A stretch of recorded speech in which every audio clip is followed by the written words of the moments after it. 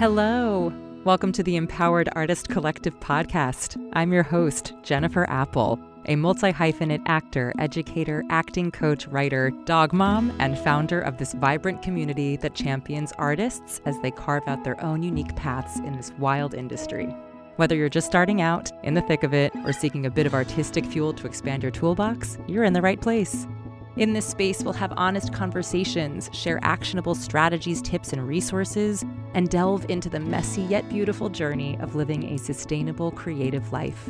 We unmask the reality of life as an artist, from navigating career highs and lows to nurturing your full human well-being. I chat with women and non-binary guests who share their personal stories, helpful learnings, and hearts to help you unlock your artistic potential, expand your knowledge, and show up fully and fearlessly in your artistry and daily life. Before we dive into this week's conversation, don't forget to hit that subscribe button so you never miss an episode. If today's chat resonates with you, please leave us a review. It helps us reach even more incredible artists just like you. And hey, feel free to spread the love. Share this podcast with a friend or post it on your socials, making sure to tag at Empowered Artist Collective and at @JenniferApple_ so we can chat with you there. All right, grab a cup of something cozy, settle in, and let's get to it. We are introducing another mini-series into the mix. This will be the first episode of our Artistic Director mini-series, featuring incredible artistic directors who share their journey to this particular position of leadership, insights into the various theaters that make up our national landscape, and invaluable insights from their unique experiences and perspectives. Scattered throughout our next episodes, we will bring these brilliant folks your way. We kick off our mini-series with Lisa McNulty, the producing artistic director of WP Theater, the oldest and largest theater in the country dedicated to work by women plus artists. Lisa shares her journey, the lessons she's learned from working at top institutions, and the complexities of running a mission-driven organization in these challenging times. Together, we discuss WP's various programs, and Lisa offers invaluable insights on building meaningful relationships with institutions, getting your work seen as an emerging artist, ways to break down barriers to access, and she shares a rallying call to artists. Don't wait for permission. Create the work that matters to you. From strategic career moves to the power of artist integrity, Lisa's insights will leave you inspired to take action, trust your voice, and create work that truly matters. Enjoy. Lisa McNulty, hello. Welcome to the space. Hi. Thanks for having me. Yeah, you look awesome with your little bookshelf, your little neck scarf if anybody's tuning into the video. But thank you for joining us in this virtual world. For anybody who does not know you, who are you today? Today, I am an artistic director navigating complicated waters in a time when advocacy for folks marginalized by their gender is not super popular in the world. We love that you just came through. You were like, you know what? We're not going to mince any words. We're not even going to be like, these are we're going through it. Yay for naming. I'm here for that. Where are you finding that you are navigating these waters? I guess this is me asking, where are you working? I'm the producing artistic director at WP Theater, which is an off-Broadway theater, which is also the oldest and largest theater in the country. And as far as I can tell, people will text you and tell you I'm wrong, but as far as I can tell, anywhere, the oldest and largest theater devoted to work by women plus artists. Yeah. It's such a cool, incredible space, and the work that y'all do, I've seen a bunch of it over the years as a native New Yorker, and truly the work that you all do is innovative and thought-provoking, and it pushes boundaries, and I'm so excited to talk about the way in which you curate the work, the way in which you continue staying within the mission, the way in which you navigate the world that you have brought into named into this space, especially during the times that we're living in. So I'd love to back it up just a hair and just how you came to WP Theater. I guess your artistic journey, your origin story, as they would say. Wow. Oh, sure. It's interesting. I come from a very working class background. I did not grow up going to the theater. It felt like that was a thing that in some ways I wasn't even aware of. And if I was aware of it in any way, it was for other people. And so when I was in high school, there was this summer theater program at a college nearby. Where did you grow up? The Massachusetts New Hampshire border. So, Okay. yeah, no, I talk like a Wahlberg until I was in college. Um, and so I did that program, and it was actually pretty serious for a program for high school kids. The person who was sort of in charge of the whole thing was really serious about it, method trained, like Mm-hmm. really hardcore. And actually, I think there aren't a ton of us that are still doing theater, but like I'm one of them, and the other is Jeff Donovan, who was the I lead love in it. Burn Notice. Yeah, it's I love it. hilarious. And it really taught me things about theater that I still appreciate to this moment. Just obviously the expression, the ability to tell stories, but also just the community and connection, and just I don't know, the way that being involved with theater wraps you up with a group of people with kind of bonds that you don't get in other ways. And I found that really important, and I chased after it. Yeah. I'm the only person in my family in the arts. I went to Mm. college, and I went to college for theater. I was the only person to go to college in my family. Wow. So, I was chasing after this thing with no idea about what it was or what I was chasing after. But I guess there was some sort of freedom in that, because there was nobody who was sort of telling Yeah. me no, because nobody really understood it. So yeah, and I was in the theater program, but I was also a dancer in college, Okay. modern, very serious barefoot modern dance, but I loved Love. it. Yeah, I was in the dance company in college and stuff, and came out and ended up as an apprentice at Actors Theater of Louisville, which was the sort of next step of understanding, oh, there's a whole field here. And to be at ATL at that time when the Humana Festival was Yeah. such an important space for new work taught me an appreciation for for like how to find and nurture new voices, Mm-hmm. which is something that I think I take forward to this moment. Yeah. Um, and I moved to New York afterwards with all of my Louisville buddies, and we started a theater company. Pretty quickly, I figured out that Yeah. my gifts in the theater lay elsewhere. I feel In like I what always say it's my capacity? I was at the time I was a literary manager and dramaturg. Mm-hmm. That's the direction that I took. Um, I love to read. I was interested in writing. I was pushy. Yeah. And I just felt like I was able to find space for myself in that lane. I always say my gift to the American theater is that I'm not secretly a playwright, I'm not secretly a director, I'm not secretly an actor, I'm not secretly any of those things. I What I do is actually what I am. Yeah. So yeah, and I've worked a bunch of places. I was at the McCarter Theater Mm-hmm. for a time, working with the incredible Mara Isaacs and Emily Mann and Janice Perrin. And then and that was I went as an intern, and then got my first paying job in the theater by the founder of WP. Crazy. Yeah, she gave me Crazy. my first paying job, taught me how to be in the world. I think the she because I started there so young, it gave me an appreciation. Both Emily and Julia, I think, gave me an appreciation of the way in which art and activism sit together. I've Mm-hmm. actually never worked for a male artistic director, which I think is kind of great and Wow. funny. I know, isn't that wild? That's an Um, anomaly. That's a real anomaly. and so, I bounced back and forth. I worked twice at McCarter, twice at WP, and then I went to go produce at MTC, where I was for Mm-hmm. almost a decade, and then got the call to come back here about 10 years ago. So I always think it's nice. You work someplace more than once. It means, Yeah. people don't mind having you around. So I Yeah. feel good about that.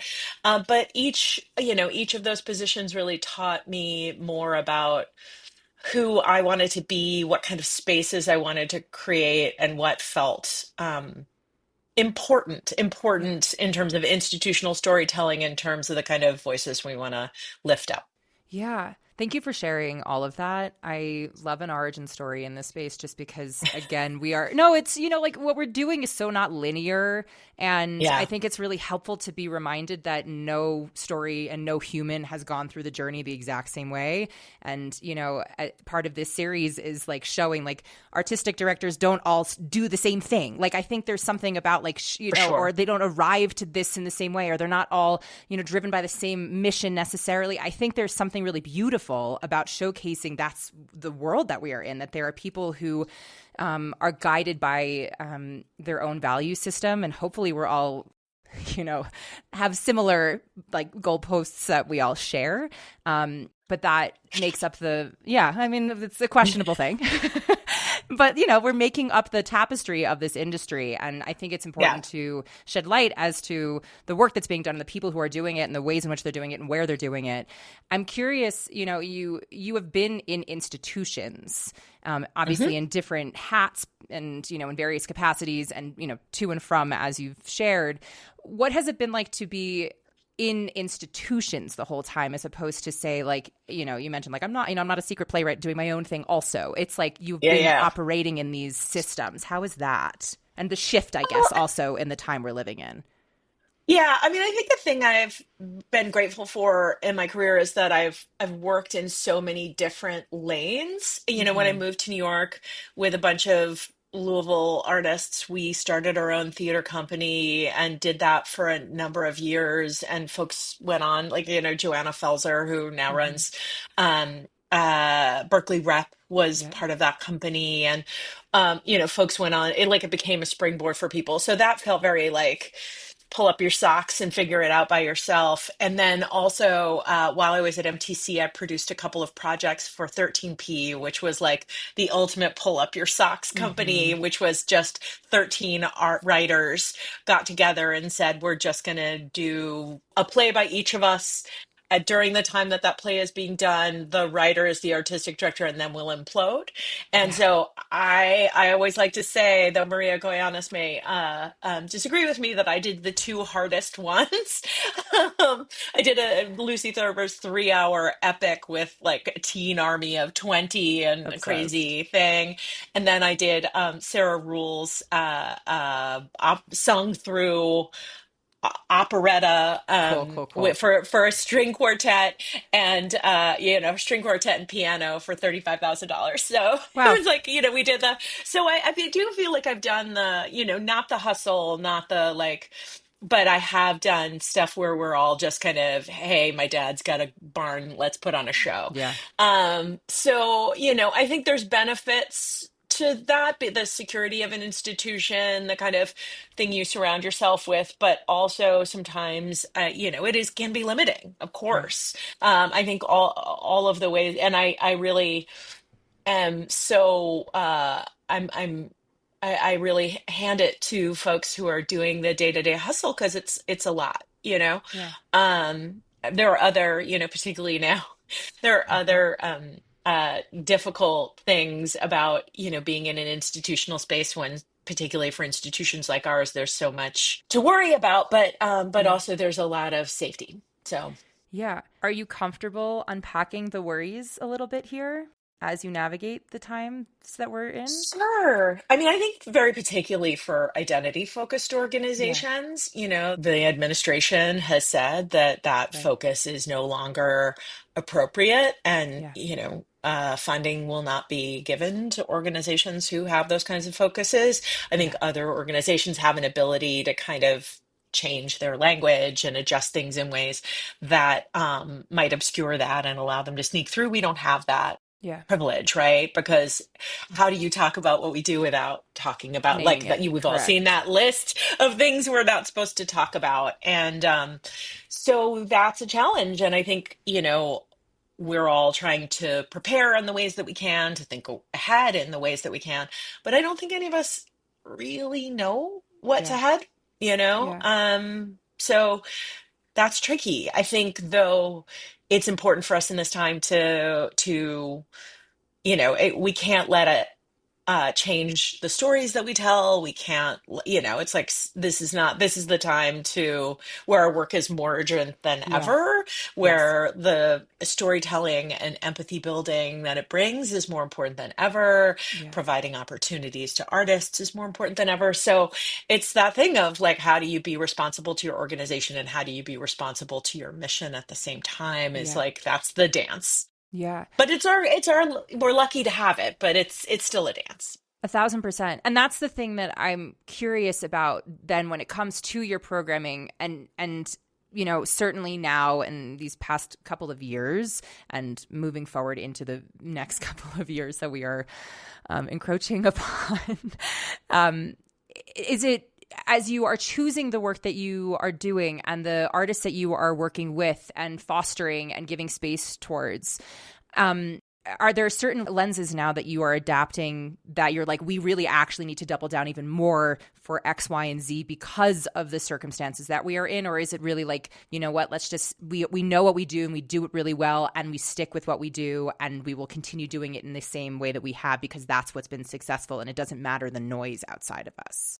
A thing that's super important to us in terms of our programming is that folks can grow within the institution. So we have a lab that's a 2-year residency for writers, directors, and producers. And I think we're the only folks who are growing the writers and directors alongside producers, Yeah. which I think is really strategic, Mm-hmm. particularly for our community to have, to build relationships between artists and producers, both where they see each other as equal parts of a creative Mm-hmm. team, and also that these artists have connections to folks who can champion and bring their work forward. So, Yeah. um, and Rachel Sussman, who was on the Yeah. podcast, is a Producers Lab alum, and we're very proud of her. Yeah. But so for me, it's always important to us that there is representation from our lab on our main stage, that folks are coming out of our lab and they're finding a home in our main stage on our artistic staff. There's that kind of growth is really super important to us. And that's a thing that will continue to be important to us because I Yeah. think we are so often giving people their off-Broadway debut. We are so often launching new voices. And so I don't want to be shady, but I do see a little bit a diminishing appetite for risk in Yes.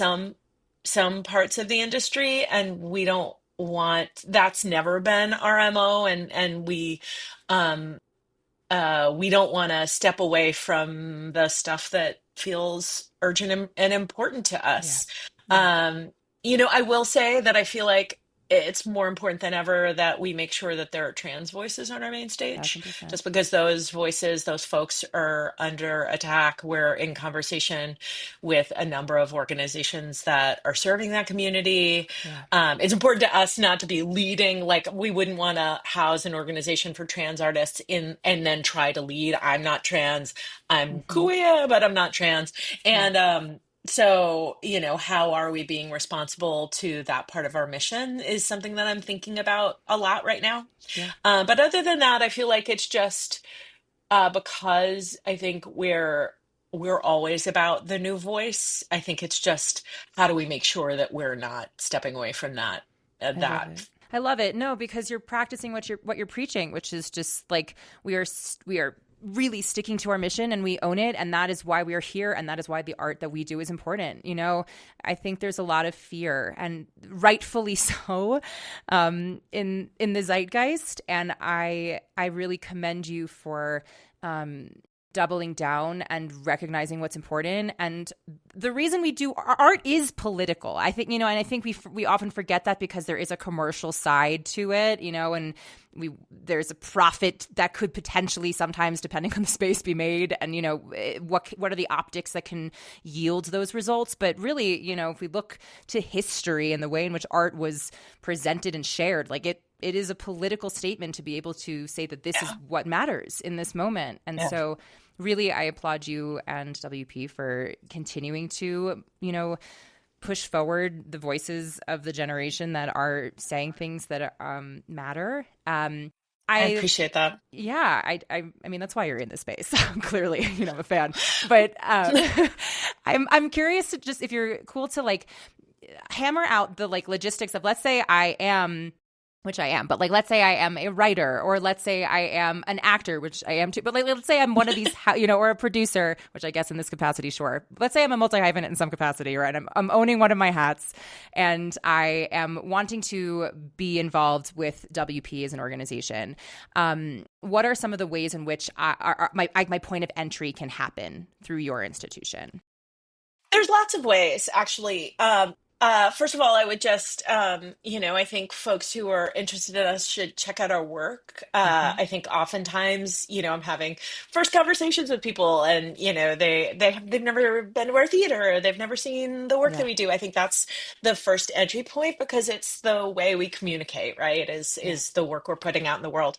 But we have a number of programs that take folks from high school all the way to to the main stage. We have a shared residency program with this incredible organization called Vibe Theater Experience, which is a Mm-hmm. residency for young women of color, high school age young women of color.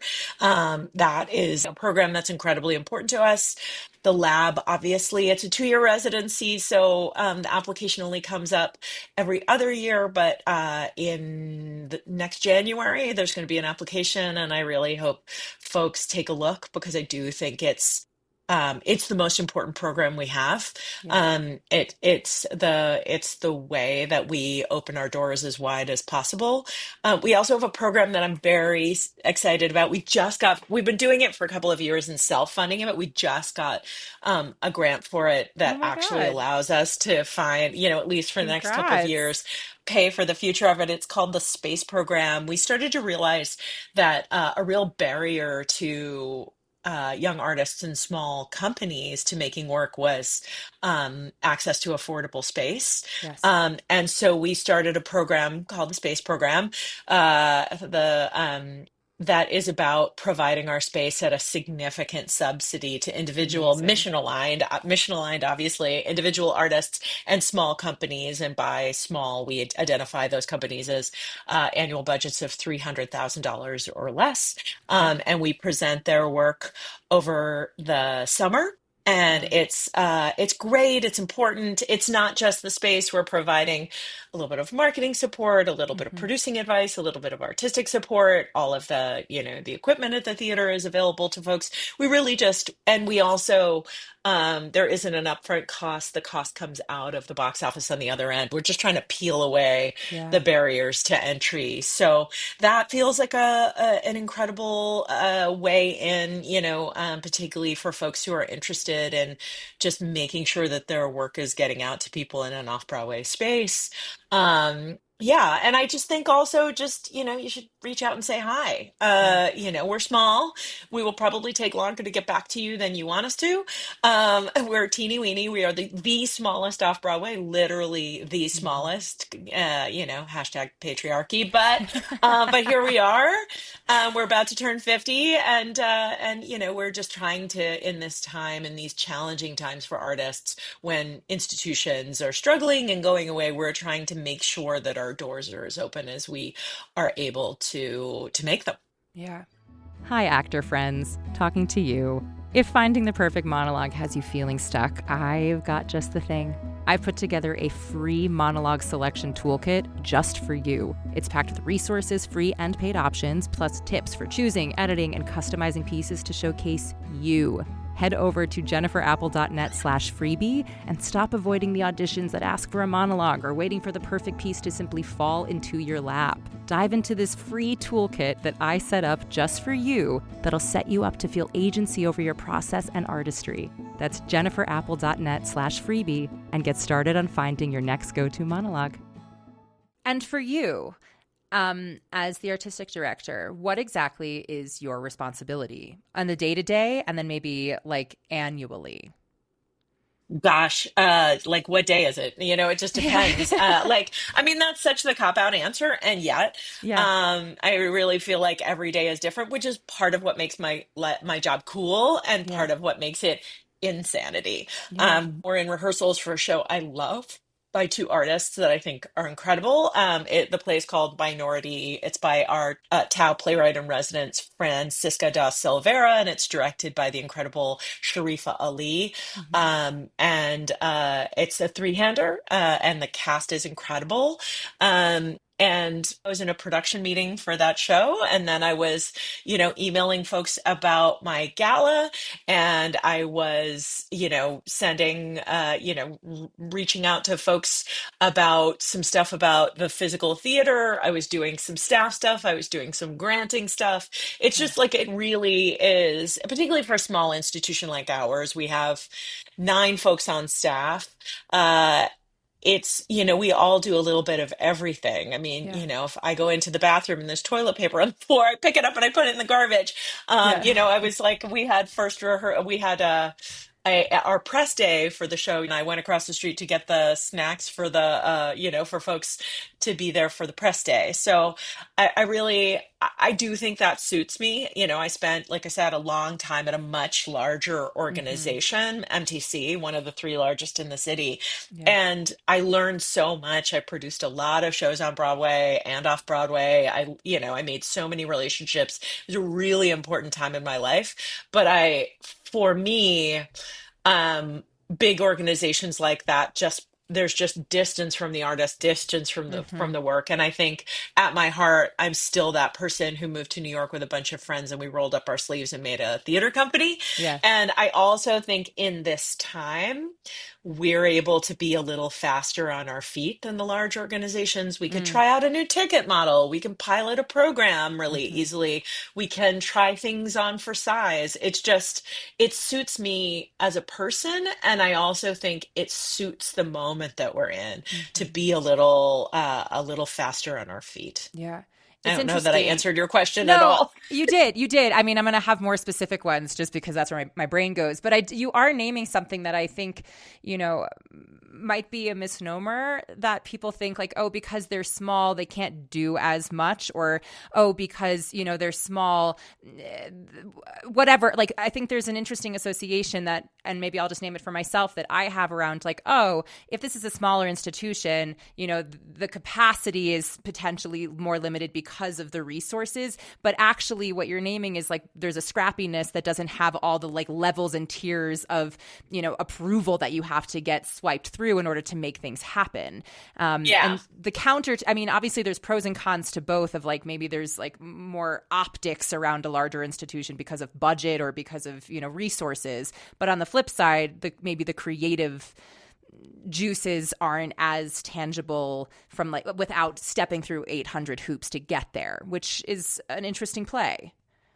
That's exactly right. I felt at larger organizations that an idea happens, and then there's 6 months to a year of Correct. meetings before the thing can happen.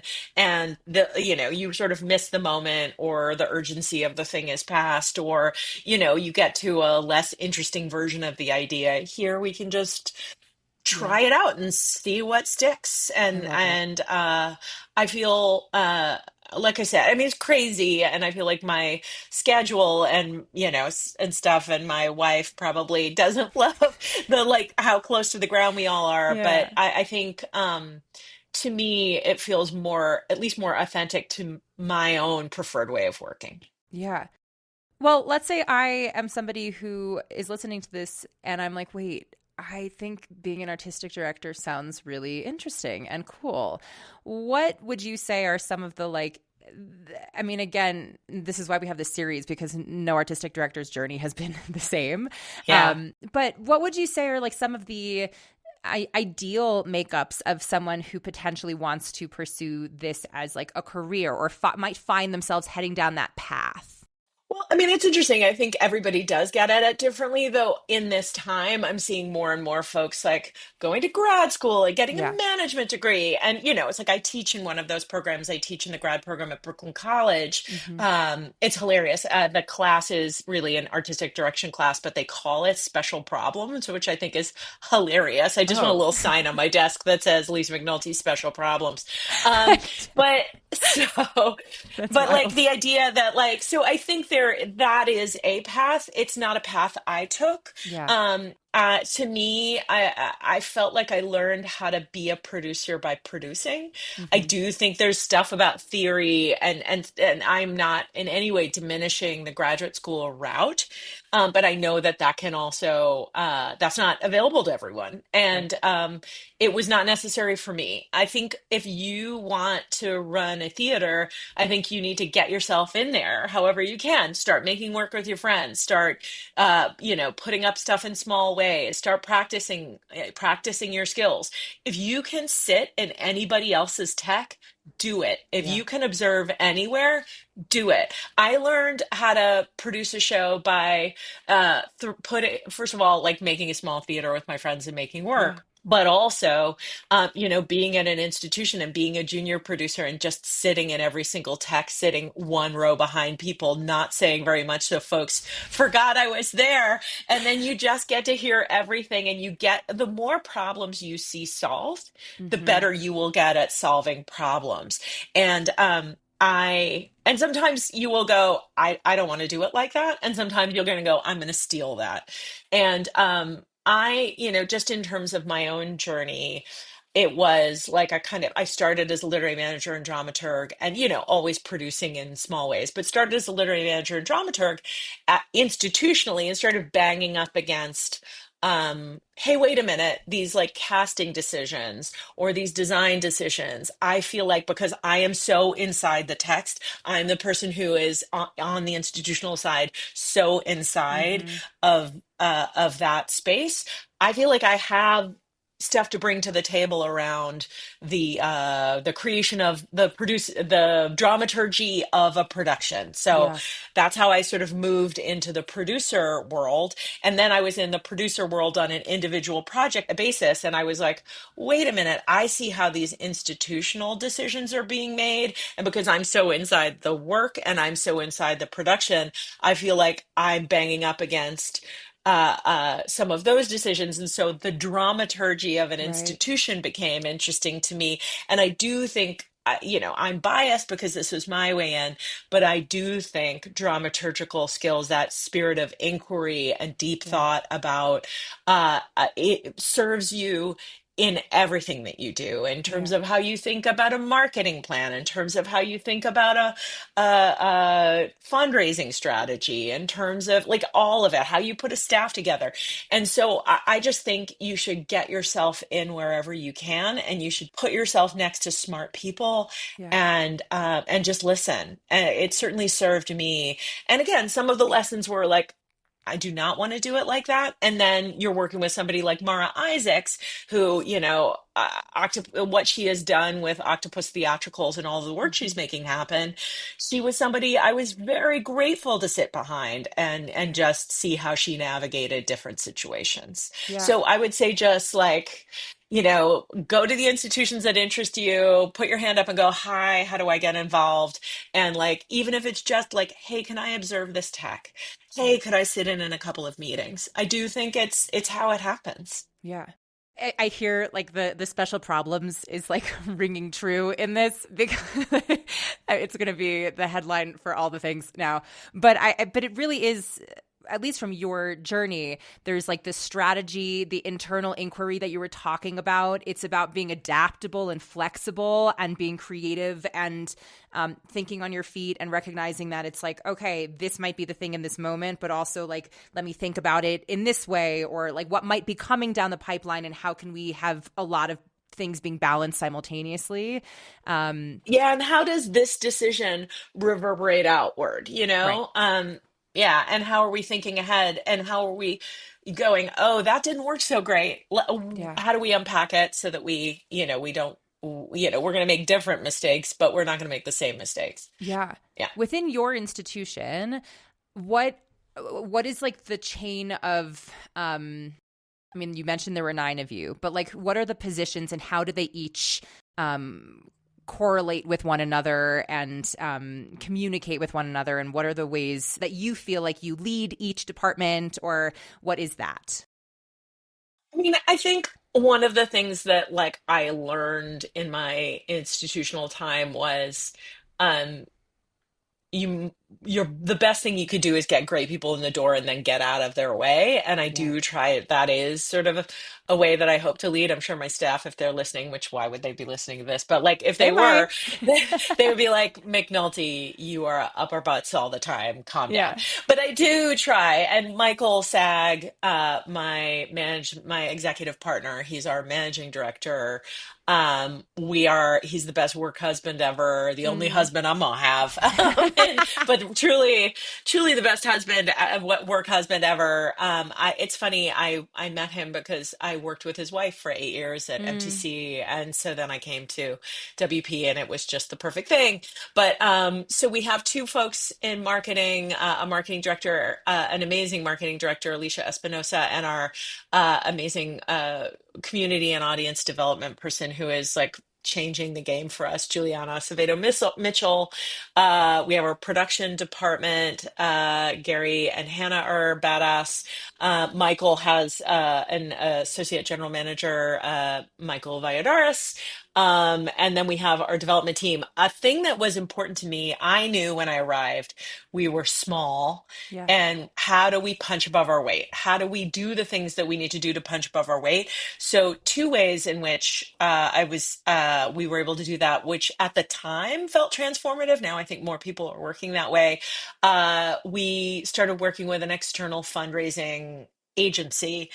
So Yeah. we have one person on staff, Ria Binar, who is like the boots on the ground person, and then we have this whole other group of folks, amazing folks at Advance NYC, who essentially are an entire development department. And Mm. we could not afford an entire development department. We can afford them and one person, but it's been beautiful for us. And we do something similar with the Tom O'Connor group to augment the work that we do with our marketing department and give some sort of high level context for what we do.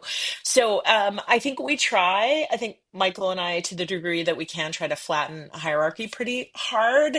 Every best idea wins. Oh, and I didn't even talk about the artistic department, who I love, Kristen Leahy and Yeah. Sophia Ubia, who are amazing. And they're like, I just feel like I would yank out every hair on my head if I didn't have them. The three of us work pretty seamlessly together, Yeah. and so I think, there are some times where it's got Michael and I have got to make the call, but we really do try pretty hard to get into the best idea win space, Mm-hmm. because I think, there's a lot I have found in this industry, um, because there's not a lot of money, people get very invested in authority, power, Yeah. whatever you want to call it. And that to me, that feels like um, I don't know that that always turns into best idea wins. Yeah. And we're small. We don't have the ability to recover from that kind of, I don't know, stomping around and stuff. So, and I also think, I think a lot about how you lead by example. Mm. And I think one of the things that I try to do is to show that everybody's voice matters, Yeah. and I make an effort to show when I am wrong, when I Mm. get it wrong, and to be a space where folks can speak up and be like, McNulty, I don't know what you're talking about. Yeah. So that, I mean, I think it's about how, but also that's us leaning into the power of being small. Yeah. Um, Well, there's a you humility that know, I'm hearing around it. That like recognizing that some people know more about certain things than you do, and vice versa. And that is collaboration. Ultimately, that's why we do this in a creative, collaborative space. It's not, going off that's and right. producing your own show that you are doing the housing, the lighting, the sound, all of it on your own. This is Yeah. a collaborative space. And I also love that a lot of our staff are artists Hmm. themselves. I think Yeah. that's really beautiful. And I feel like, we try to make space for people like to be making to be working for us and to be making the work that they're making. That feels important to us too. I love that. Have you been using the same monologue for years? Are you gearing up to apply for BA, BFA, or MFA programs and need pieces for that process? Or maybe you just have no idea where to even start with monologue hunting? I get it, and that's why I offer monologue sourcing. This is a unique process where I find monologues chosen specifically for you. So many artists pick pieces based on external labels like type or for roles rather than finding material that represents who they truly are. So here's how it works. We'll meet virtually and you'll share all about who you are, your passions, values, beliefs, and everything in between. Don't worry, I will help guide you through this process. Then I'll get to work finding monologues that fit you like a glove. With years of experience sourcing pieces for hundreds of artists, I've seen the difference it makes to have a monologue that genuinely feels like you. So, if you want to feel empowered about the monologues you bring into rooms and use for auditions, I would love to help you find them. And because you're a listener of the Empowered Artist Collective podcast, I'm offering an exclusive rate. Head to empoweredartistcollective.com/podcast promo to register and claim the special offer. That's empoweredartistcollective.com/podcast promo. I cannot wait to help you find monologues you absolutely adore. You mentioned best idea a couple times. I'm curious in your brain, like what best means. And I imagine that is circumstantial depending on whether that means like the financial Always. best or the like artistic best. But is there a certain best that you're envisioning is like the model that tends to be the quote unquote best for you all? Oh gosh. I mean, the idea of money versus art. I mean, Yeah. we're not for profit for a reason. We get money from foundations and well, maybe for 5 more minutes, the government, Oy. for a Ugh. reason. And, I do think the balance is, I think because of my history with the organization, the legacy of this organization, the continuing need for this organization is always on my mind. So, Right. I'm probably not going to do the 60-person 3 turntable musical because that will end us, right? Right. But but we're making decisions because of, often the foot that's leading is community art advocacy. Um, and in these times of changing audience behavior, it feels like if you lead from that place, um, I do think it communicates to audiences that kind of authenticity and um, it does generate excitement. So I don't know that I could say, here's the best idea, like always. But I think if you're thinking about people first and you're thinking about art first, it will guide you to the best idea. I love that. You're coming back to the thing that we had spoken about in the way beginning, which is the art first of it all.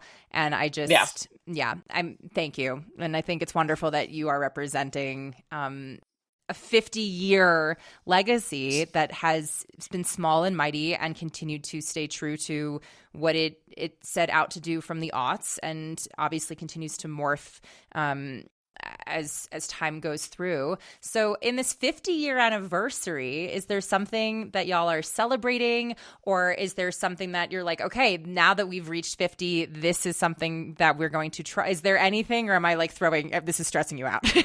Well, no. Just I want to say that we turned 50. We're founded in 1978, so we're in our 47th year. We are looking at our You're coming. 50th. Great. Yeah, It's it's like coming. we're getting our celebrations together.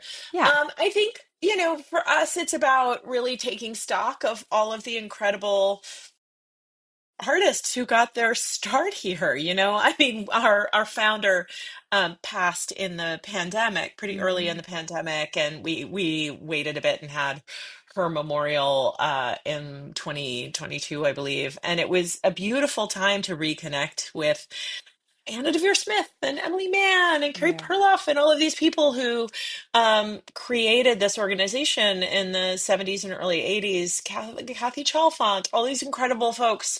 Um, and just to be reminded of how important we have been in sort of every decade of our time. And, we're in the process right now of thinking about how do you celebrate 50 years? How do Yeah. you celebrate all the Tonys and the Pulitzers and all the things Yeah. and all of the artists who have, I always talk about us as a trampoline Mm. and, folks who have trampolined Yeah. into the stratosphere in the past in the last Tony Awards, for the first time, more women than men were nominated for Best Director in both categories. Yeah.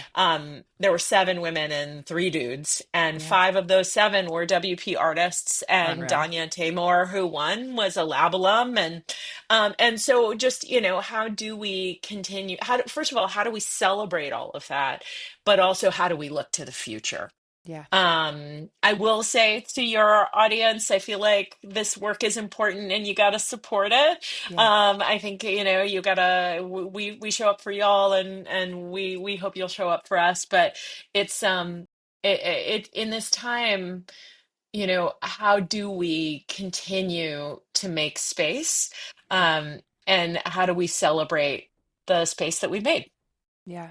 It's really, I mean, an almost 50-year and that's a huge, huge, huge milestone. So truly congratulations. And I would imagine Thank you. there's so much to consider around the ways in which you can celebrate that. And I guess, I mean, not that you need, who am I, like my permission, but like, I really hope that you all engage in just like all of the celebrations, like I know there's like the Yeah. optics and like, there must be the gala or whatever there is, but like really there's, you've had so many brilliant, like the formative artists who have come out, like it really did start at the WP.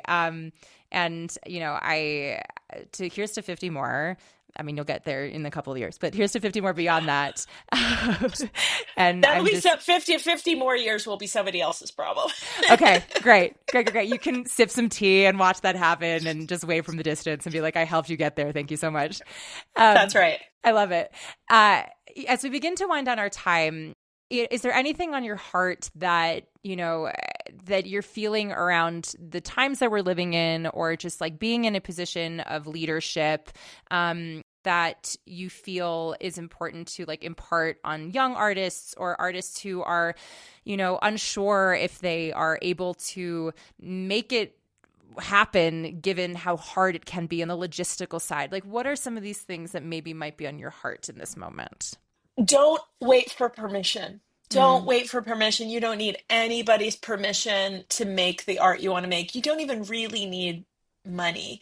I guarantee there's a bar near you that if you mhm. guarantee 10 people show up and buy a beer, they will let you have that back room, and you can just make whatever thing is feeling urgent to you in this moment. And I would just charge all of you to just get in there, to tell the stories that feel important to you, to not let this now I was at an event with Queen Jean, who I don't know Mhm. if you all know Queen, but incredible uh costume designer, Yeah. activist, like huge force in the field.